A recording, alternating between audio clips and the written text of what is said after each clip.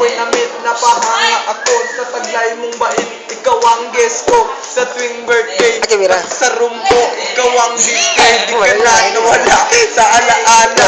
Ikaw lang talaga at walang gaya. Ikaw ang gusto ng mga friends ko. At di ko alam pati parents ko. Ano ba ang meron ka nawala sa iba at napapangiti? Pag nakita ka na sa mga poster, maging sa TV, inaabangan ang iyong movie. Bata pa ako noon nung maramdaman ko to.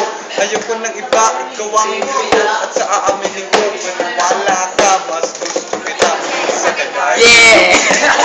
Diba? Oh why, bakit ganito? Gusto ko ikaw lang nasa tabi ko. Mga poster mo at mga magazine. Sa buhay ko hindi kita kayang alisin. So pati sa cellphone at mga gamit, ikaw ang nakalagay sa aking bedsheet. Ako ay nalungkot nang ika'y nawala. Ano ba ang mali na aking nagawa? Pakiusap naman kahit na sandali, para lang mapawi ang mga pigati. Muling ngumiti at nandun magkakunari.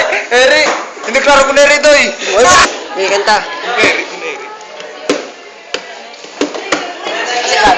Lumipas sa mga tao na nanatilig ang pangarap. Nais kong lipunin ng mundo para ka lang mahanap. Sapagkat hindi sapat makita kalat sa larawan. Gusto ko ay makasama. Hindi ako nang iwanan ng lahat ng kayamanan. Pati GF ko.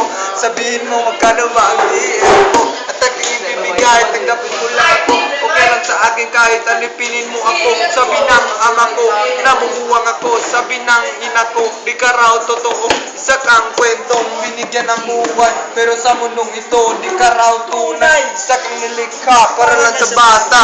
Kaya pala ikaw ay di tumatanda. Pero kahit ganito, sana ay tandaan. Gusto ko maging katulad mo.